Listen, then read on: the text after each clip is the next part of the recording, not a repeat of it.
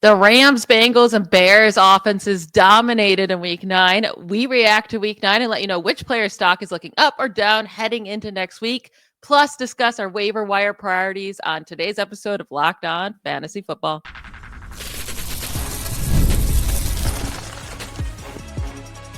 You are Locked On Fantasy, your daily NFL fantasy podcast. Part of the Locked On Podcast Network, your team every day.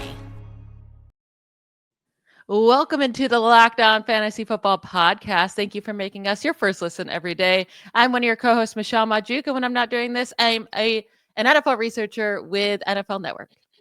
And I'm your other co-host, Vinnie Iyer. When I'm not doing this, I'm writing about NFL, fantasy, and betting for sportingnews.com. Today's episode is brought to you by FanDuel. Right now, new customers can bet just $5, and if your bet wins, you'll get $300 in bonus bets to use across the app. We are almost all the way through with Week 9. We have one more game on Monday Night Football, but today we'll be going through all of the games from Week 9 and letting you know which players' stock is looking up and who's looking down heading into Week 10. And then we'll, of course, start our Week 10 prep with the waiver wire priority rankings at the end of today's show. Let's start with this Rams offense because they destroyed the Saints. And now Matthew Stafford, back-to-back games with at least 4 passing touchdowns. He has scored at least 25 fantasy points in 4 of the last 5 games. He's been on fire. Devontae Adams has scored 5 touchdowns over the last 2 games.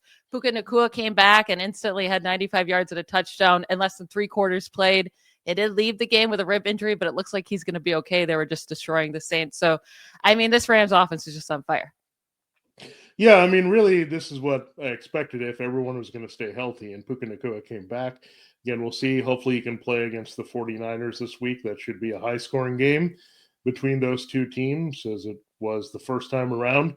Devontae Adams, we knew that the touchdown potential with Sam Darnold, or with Matthew Stafford, I'm getting ahead of myself. Sam Darnold was also exciting to watch. But, yeah, I mean, you look at Devontae Adams getting going with Matthew Stafford. We knew this could happen because he's such a great red zone receiver, and you're going to have to account for Nacua. What we're seeing now, things opening up for Tyler Higbee, opening up for the running backs. All of these things are just clicking the way that Sean McVay really wants to see from his offense, just being able to do no wrong, be very efficient, finish in the red zone. That's what you're seeing here from the Rams, and I think this will continue as long as Stafford is healthy. This is the design of their offense. Their offensive line has played great. Their defense, look, they help shut down teams, but what I like about the Rams, they're rather relentless in scoring points. They're going to keep scoring until the end to put away games because we know there's been some big comebacks all throughout the league, and I think they'll keep that in mind probably against San Francisco this week after they lost in the fourth quarter in overtime in the first game. So let's watch that, but hopefully that means a lot of points with the 49ers and Rams coming in red hot into that game. Yeah, and another team that's been red hot on offense. I mean, their defense is just the worst thing ever. Joe Flacco, he had another monster game. This Bengals offense is thriving under him. I mean, he still had 2 interceptions. So part of them losing this game also had to do with those turnovers. But 470 passing yards for Joe Flacco, 4 touchdowns. T. Higgins had 121 yards and 2 touchdowns. Jamar Chase continues to thrive with Flacco. Chase Brown didn't do anything on the ground, but had so many receptions. So that made up for it. Sadly, they have a bye in Week 10, but I mean, Joe Flacco's doing his thing with the Bengals.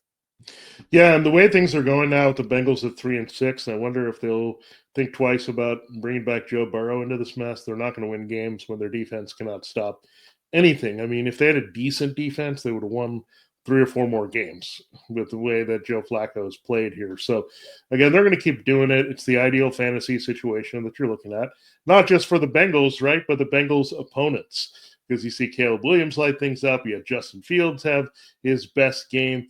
You're just going to get big-time, high-scoring games wherever the Bengals are involved because they can score. The other team going to score at will. We told you about Colston Loveland. Guaranteed to score a touchdown. Well, I didn't expect 100 yards plus and a game-winning touchdown on top of the other touchdown. So, again, these teams are just going to keep flinging it against the Bengals, keep doing all the damage they can, run, pass, all that good stuff.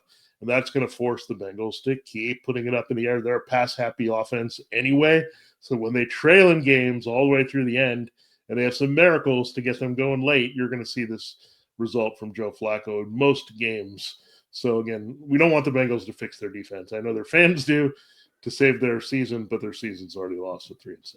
Yeah, I mean, their season's pretty much all the way lost, and their defense isn't getting any better this year. So we can keep enjoying that. Now, the Bears' defense has been horrendous too as of late, allowing 42 points to the Bengals, which we're just talking about. But with that happening, the Caleb Williams and Colston Loveland had to go off, and Caleb Williams scored 39 fantasy points in week 9, quarterback 1 so far in the week. Colston Loveland had a monster game with 118 yards and 2 touchdowns, but Cole Kmet left with a concussion. And then also, this is the Bengals, right? Kyle Monagai had a great game as well on the ground, like we knew he would, but a monster game on the ground. They get the Giants next week. I mean, as long as it's like a super easy matchup like the Giants, I think it's going to be, you want to start these guys, but it's not going to look like this most given weeks. That's not against the Bengals. Yeah, we had the curse of our early promotion there at running back with DeAndre Swift. He played through this growing injury, but then it popped up on Friday, and therefore he couldn't play. So it was a late developing situation where he had played through the pain, but he said, no more, I can't do it this week. And maybe they looked at, okay, we can run the ball with Kyle Monagai against the Bengals because everybody can run the ball with anybody against the Bengals. The real sad part, Michelle, is the Bengals are not playing. So that means you're not going to have an offense go off against them this week. So pour one out for the Bengals not being on the field and all their stars, but also for their defense not being around to exploit as easy as it comes here. Tight end is it's the surest thing in fantasy by far. I mean, when I saw Loveland go off for 102, I said, this is it. I mean, they cannot cover the tight end to save their life, and we saw that. And they didn't save the game. That's all they had to do. Tackle the tight end. They might save the game and come out with a win. They didn't do that. But Loveland, this could be a sign of things to have a bigger role with going forward. And again, the Giants, it's a similarly great matchup for the running game and some of these receivers as we go into week 10. Now, Jaxson Dart just continues to thrive as a starter. 27 fantasy points against the 49ers. It doesn't matter when they lose. It doesn't matter that he has no weapons. It doesn't matter that his passing yards are not outrageous. Like most of the time, it's under 200. But he's a quarterback 4 in points per game as a starter this year with 23 points, 28 points, 20 points, 28 points over the last 4 games. It doesn't really matter who he faces. And he gets the Bears next week, who just got destroyed by the Bengals. So Jaxson Dart is an easy keep playing him, keep trusting him. But Sam Darnold on Sunday Night Football puts up 4 touchdowns, 330 yards, 27 fantasy points. He has now scored at least 20 fantasy points in 3 of the last 4 games. And the only game he didn't was against the Texans' really, really tough passing defense. He gets the Cardinals next week. I think he keeps being an option as like a streamer option as long as he has a nice matchup. Yeah, this is definitely the season of the streamer. I mean, you look at a lot of things going on. Jalen Hurts had a slow start. Mahomes has been on fire. We know that, but he was drafted a little lower. But yeah, there's just so many options here at quarterback, even in 2 QB Superflex leagues, right? We had Dart come through here. If you added him at some point, you're looking good there. Sam Darnold has been a great QB2 in Superflex, and now he's coming into consideration as a QB1. Even Geno Smith had a game yesterday because he had his top receiver back. So there's just more and more options because teams are throwing like heck. There's a lot of bad defenses. There's a lot of offenses that are getting more aggressive. And that's what I like about the Seahawks. It's not so good for the running backs that they're throwing downfield like nuts here, but it is great for Sam Darnold. And we can't forget this as well. Sam Darnold is potentially facilitating a 2,000-yard receiving season for Jaxson Smith-Njigba. Who saw that one coming? Like if he had Justin Jefferson last year, think, okay, that could happen, right? But his connection with JSN has been even better than what he had with any of the Vikings receivers last season, which is incredible to me. Yeah, it really is. He's playing very, very well and definitely shutting up his doubters a little bit. And that includes me because I've been his biggest hater possibly out there. Now, Rico Dowdle, the Panthers head coaches smartened up. They were like, wow, we're a better team when we feed Dowdle. So right before the game last week on Saturday, they mentioned that they would be giving Dowdle that starting role again and feeding him. And they did. They gave him 25 carries and he performed 130 rushing yards, 2 touchdowns. The Panthers are now 3-0 when they feed Rico Dowdle the ball. Dowdle's averaged over averaged actually exactly 30 fantasy points per game over his 3 starts in half PPR. So you keep playing him now that the coaches have smartened up and put Hubbard on the bench. He gets the Saints next week.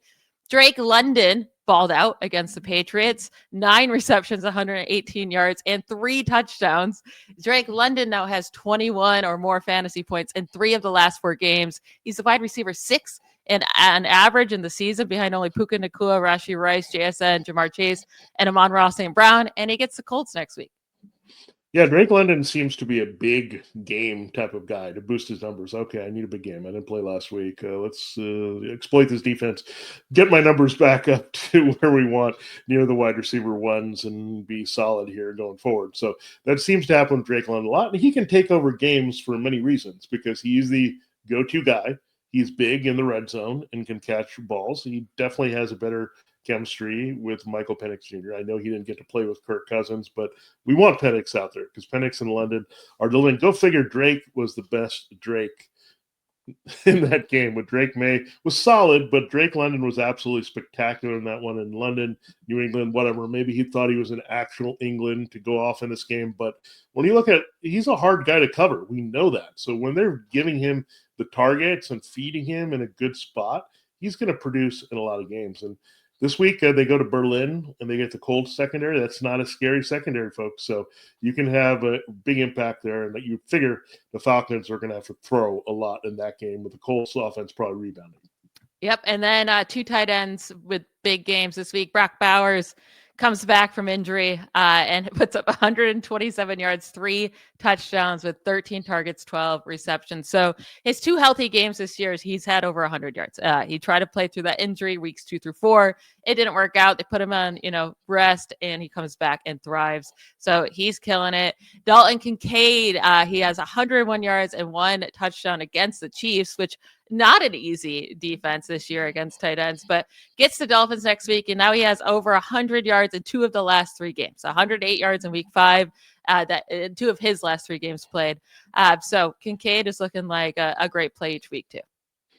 Yeah, I mean, Brock Bowers, I think that's what was missing a lot from the Raiders offense, is that Geno Smith trusts Bowers all over the field. He likes him as the go-to guy versus any of the wide receivers. We'll see if that means they're going to move a wide receiver here. I mean, Geno gets in trouble throwing too much to the tight end. He was trying to force Michael Mayer into something in the game as well. But no, Bowers is a completely different guy. And what I liked about Bowers, he shot into the end zone. That was an issue that happened last year where he didn't score enough. But Geno Smith is making sure he's in position to score. And Dalton Kincaid, look, it was a tougher matchup, but really he's their best receiver by far. I mean, you look at the drop-off to Khalil Shakir and Keon Coleman and some of these other guys they have. That's why they got him, because I think they could anticipate that his hybrid role at some point was going to make him the wide receiver 1, tight end's body on this team. And that's what you're seeing here. And when the running game clicks, that's only going to help it up with Kincaid and Dawson Knox, who can share the field and then play off each other really well.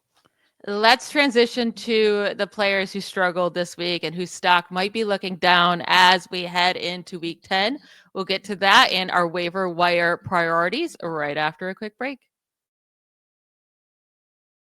Today's show is brought to you by our friends over there at Peloton. Look, folks, it's time to break through the busiest time of the year with a brand new Peloton cross-training Tread Plus that's powered by Peloton IQ. It's Peloton's most elevated technology and equipment yet that gives you real-time guidance, and it gives you endless ways to move, whether you want to work out by yourself or if you want to work out with your favorite instructor, like my personal favorite, Alex Toussaint. He always gets me fired up to tackle the day. And the thing I like about Peloton, it helps me achieve more in less times. They have features that help you plan, stay motivated, track your progress, and Peloton IQ also provides personalized workout plans and recommendations. That's something that I use right now during the busiest time of the year covering the NFL. They plan my workouts for me based on my mood, my vibe, and also my favorite instructors. So make sure you check it out and use it, because it also helps you correct your form in real time, and it maximizes your reps. It counts your reps so that you can do it smarter, safer, and more efficient. Let yourself run, lift, flex, push, and go. Explore the new Peloton cross-training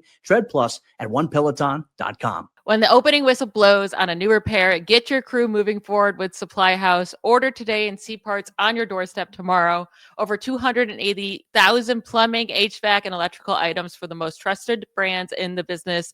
Their real-time inventory and honest lead times help you from punting projects with their industry-leading customer service. Always has your blind side covered. Need parts fast for a project? Supply House has next day delivery. Talk about a game changer. And their part finder tools and 3D schematics could save you hours on jobs where every detail matters. Join the free Trade Master program today and score serious perks like priority shipping, lower prices, and a dedicated support line. Visit supplyhouse.com to sign up for free and use promo code SHNFL5 for 5% off your first order. That's supplyhouse.com, promo code SHNFL5 for 5% off your first order. Real people, real service. All right, we had some bad injuries this past week, with the top one being Jaden Daniels with that really, really gross elbow injury on Sunday Night Football. Apparently, it looks worse than it actually is, right? Like, he's still going to miss a lot of games. We'll see if he can come back this year, but it looked devastating. But apparently, it's just a dislocated elbow and nothing torn as we know of right now in the ligament. So that's good. Tucker Kraft, though, it was confirmed he tore his ACL and is out for the year. That's a huge bummer. He was bawling out. CJ Stroud left the game with a concussion and did not return. Brian Thomas Jr., ankle injury. He didn't return either. Same thing with Aaron Jones with a shoulder injury and Kayshon Boutte with a hamstring injury. Now let's talk about this Packers team. They lose to the Panthers. They put up only 13 points. And Jordan Love only scores 9 fantasy points, a season low. I will say with Love, I think he's just too inconsistent to trust in your fantasy lineups, especially now that he lost Kraft for the season. It's now been 5 games with 15 or fewer points. It's too many dud games and not enough ceiling there to risk it. Yeah, he was ranked about 15th to 20th before the season. That's kind of been the best case scenario for him in most weeks. And then Tucker Kraft was such a huge part of his touchdown production. And that's a big, big loss for Jordan Love's just overall production potential here. And for the Packers, obviously, they just couldn't move the ball. So everything shut down. I don't get it.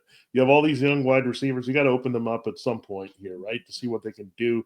You're getting involved, Savion Williams and some of these other dudes trying to get some kind of spark, right, with this passing game. And really, you can't just rely on Josh Jacobs every week to come through. So there's a little bit of a crisis mode. I don't think you can trust a lot of these guys against the Eagles this week. Yeah, it's going to be way too hard to trust them. I definitely Love. Maybe you can get crazy with a Dubs or a Christian Watson, but besides that, not too interested. Now, Daniel Jones and the Colts, they struggled against the Steelers defense. Now, Daniel Jones ended up not destroying his day. I mean, it was only 14 fantasy points. He came through with a late touchdown that helped him a bit in garbage time, but he had 5 turnovers, 3 interceptions, 2 fumbles lost. Is it just one bad game on the road? The Steelers were very motivated on defense. Or is this like Daniel Jones going back in time and becoming his old self? They get the Falcons next week, who have been, a pretty good passing defense. They just made Drake May not have the best fantasy day. Are we worried about Daniel Jones next week?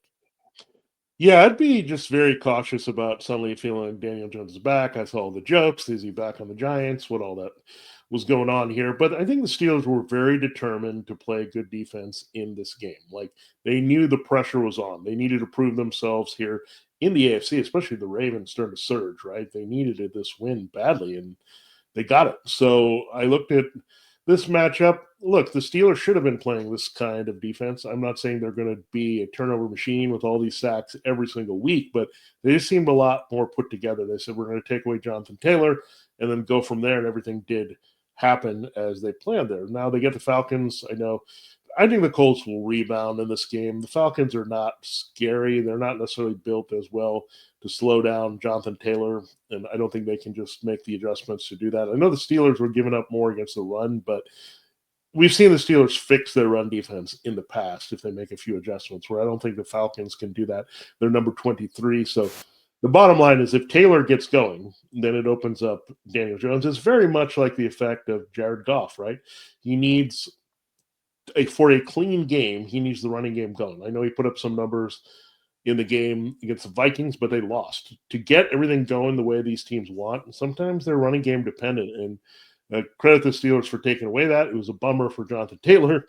Managers as well, it was a much bigger bummer for them because Daniel Jones, you don't have high ceiling expectations, but Taylor had been carrying a lot of those guys. So, again, tough break. I think they'll rebound against the Falcons. So no stress.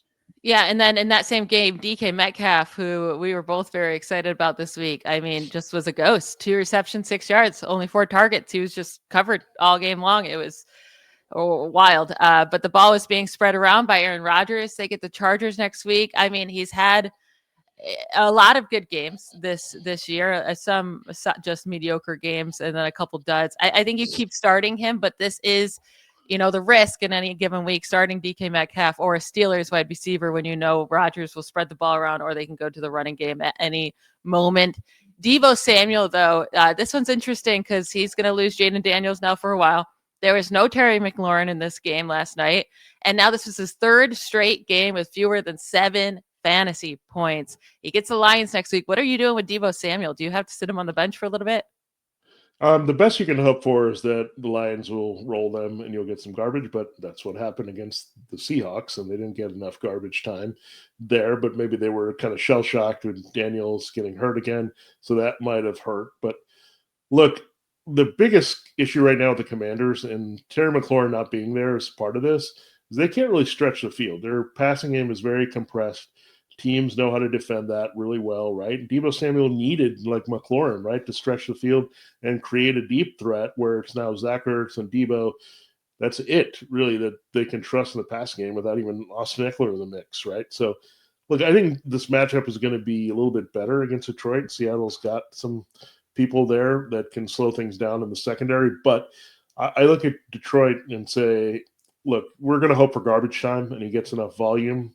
And there has been some games with Marcus Mariota that Samuel's come through. So we're going to hope for the best there. I think you just drop him down to wide receiver 3 status. Now, Kenneth Walker and Alvin Camara. Alvin Kamara is unplayable. He's unusable moving forward.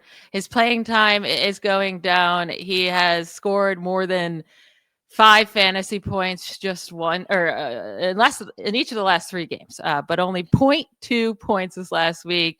It's been a brutal year. Stop playing him. Kenneth Walker, though, 4 straight bad games for him. Just 7.1 points this last week, 6.6 the week prior, 4.2 the week prior, 9.1 the week prior to that. With Zach Charbonnet out there, he just doesn't get any opportunities around the goal line, and he doesn't get targets. So, and he's like, it's 10 carries, 11 carries. The workload's not there.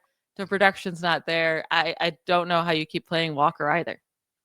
Yeah, it looks like the Seahawks are going for like 25 to 50-yard plays every time in the passing game. And they're just like letting Sam Darnold fire. And look, they get the Cardinals this week. That is a favorable matchup at home. So you think they're not going to mess with this game plan much, especially Jaxson Smith-Njigba getting some help from the rookie Tory Horton and others. So why wouldn't you be aggressive, right? If your quarterback's on point and your receivers are doing the job downfield, you're going to be aggressive and be a passing team. I think everyone thought they were going to be a running team. Clearly they are not, and that's fine. They want to pass, take advantage of that, and Charbonnet's getting the goal line work, and that's a problem. Is too much a little bit downfield work. We saw it with Kubiak last year with the Saints, right? We couldn't get Chris Olave going, but it was a lot of Rashid Shaheed on deep balls. So that is kind of coming to fruition here again. So again, Walker, again, it's really hard to score points in fantasy if you're not scoring touchdowns and you're not catching passes as a running back. Again, think about the games Derrick Henry rushes for 110 yards but has no catches and TD. It took a lot to get 11 points, and he's not getting any close to that with Walker's production. Now, Tyrone Tracy was a disappointment as well. We thought he was going to take over this Cam Scatterby role. He didn't. It was a mix between Devin Singletary and him, and it was Singletary who led the backfield in carries, who was much more productive as well. And even in the passing game, Tracy only had 3 receptions for 19 yards.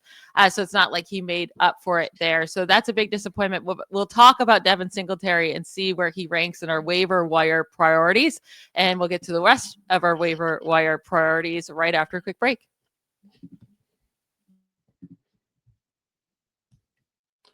All right, this episode of Locked On Fantasy Football is brought to you by FanDuel. And look, it's week 10, but it's also NBA time here. The NBA is back. There's no other place to get on the action than FanDuel, the official sports betting partner of the NBA. Even if you missed the start of an NBA game or want to ride the hot hand, FanDuel has live bets on everything from who will score next to the fourth quarter comebacks. Plus, you can even combine your live bets into same-game parlay for a shot at an even bigger payout. It keeps every game exciting, especially when your team's making that late push in a game. Right now, FanDuel is giving new customers $300 in bonus bets with your first $5 bet. So head to FanDuel.com to sign up and play your game with FanDuel, the official sports betting partner of the NBA.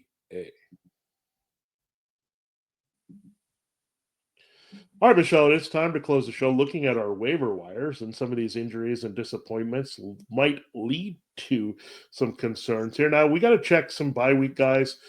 Saquon Barkley is the number one on this list. Let's see how healthy he is, see how he practiced. But Tank Bigsby looked like he took over as the number two. Would you be interested in Bigsby even just as a handcuff here coming out of the bye? I think if you have Barkley, you might probably have to pick him up and keep him on your bench just in case. We got to start to see where Barkley is at with practice reports, but you want that protection for sure in case he misses. And then Jordan Mason too, look to see if he was dropped. You know, it was a couple down weeks for him. Aaron Jones was back. So he may have been dropped last week. If he was, Aaron Jones is now hurt again and will be missing time. Well, could be missing time with the shoulder injury. So look for him. But one guy I'm actually super interested in picking up is Isaiah Davis. Now, I guess by the time we actually get to put in waivers, we'll already know if Breece Hall has been traded. But if he does get traded, that's going to be the number one priority pickup for sure. But Davis has been getting involved with Hall either way, so I still think he's a fine pickup. Yeah, I mean, he did have a pretty big game. Again, it was the Money in the Bank matchup against the Bengals before the bye, but this week, the Jets come back against the Browns. It's not the greatest spot, right? I mean, you have the Myles Garrett-led defense coming in to New York, so it's not the most exciting, but still, again, if Breece Hall's gone, you have to look at Davis, right? If he's not gone, then you stash him because Breece Hall is going to get a run-heavy offense here with Justin Fields and Isaiah Davis helping them a lot. That's what led to their first win, right? Why would they go against that? So Isaiah Davis is someone they're going to work in, especially as a receiver, a little bit more. Now, this is what happened to TreVeyon Henderson. If you were looking, I just couldn't go there. I just had a sense that Mike Vrabel and his coaching staff do not like TreVeyon Henderson. So much so that they got in Terrell Jennings into the game there with no Ramondre Stevenson out with a toe injury in this game. And again, the matchup is not cakewalk, right, against the Falcons. But I just think TreVeyon Henderson doesn't do the little things right to stay on the field. And they're very reluctant to play him. So I think they want to just keep Drake May upright, have the blocking, all those little things that you need to do as a running back. And again, I don't know if TreVeyon Henderson's ever going to get going. He's got to really work out of the doghouse for Vrabel and Josh McDaniels at this point. Yeah, Henderson wasn't the worst play ever last week. He still scored about just over 10 fantasy points in half PPR, but he got the touchdown stolen from him from Terrell Jennings, which was just ridiculous. And you're right. Like, it was just too much workload getting taken away. Jennings had 11 carries. Henderson had 14. I will say overall, Jennings played just 25% of the snaps. Henderson was on the field for 75% of the team snaps. So I don't think I want to go the Terrell Jennings route, but also you might just not want to play any running back from this backfield, especially against Tampa Bay next week, who have a pretty stingy run defense. Now, Devin Singletary brought him up. I do think he's like, you can pick him up.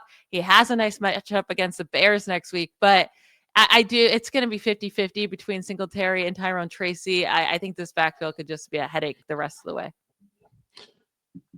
Yeah, I don't think I want any part too much of the Giants until they can figure out what they're doing and give one guy the ball consistently.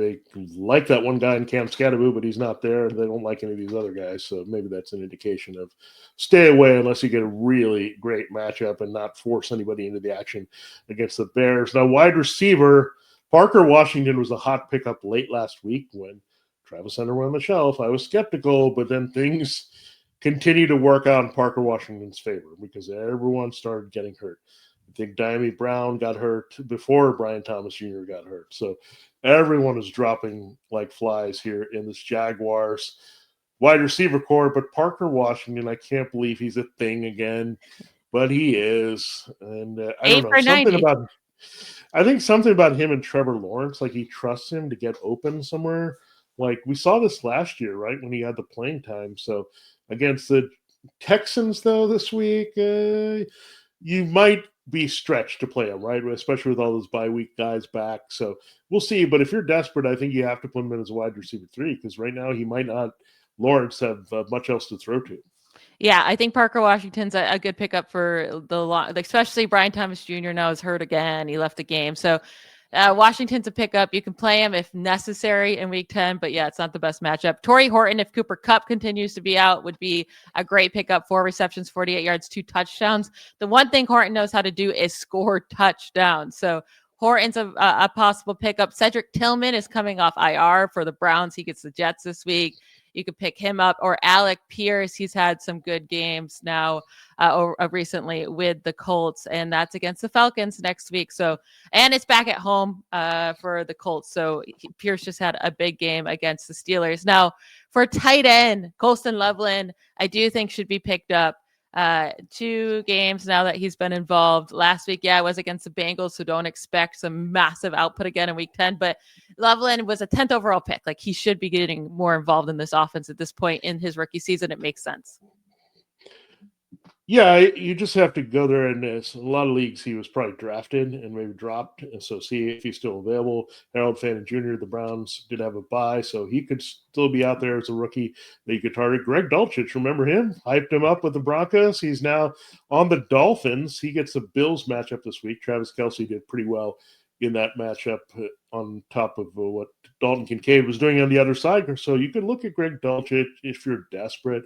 Maybe it's full evaluation mode the rest of the year. They've said they're not going to fire Mike McDaniel the rest of 2025. So maybe just I'm going to look at what I have here and just kind of throw stuff and see what half sticks here. So Dulcich if you're desperate, but we do get some key tight ends back from buys this week. Now, Michelle, streaming quarterback is interesting this week. You have Aaron Rodgers playing the Chargers, Sam Darnold playing the Cardinals, Justin Fields coming back to play the Browns, and then Michael Penix playing the Colts. So some decent streaming options, but you got to say that Darnold has to be one, right? And at this point, he needs to be managed in most leagues. Yeah, Darnold would be my number one for sure, and then Aaron Rodgers if Darnold's not out there. Those would by far be my most 2 preferred. We'll see if Fields even still has a starting job because they have not announced who will be starting for the Jets. But with the Jets getting the win with Fields right before the bye, you would expect him to be the starter. He does face the Browns, but at least it's at home for the Jets. The Browns defense at away is not like they are at home. But that will be it for today's episode. Thank you all for making Locked On Fantasy Football your first listen of the day. We will be back tomorrow to start our Week 10 positional rankings, starting with quarterbacks and tight ends. Don't miss it. We'll talk to you then. Bye, y'all.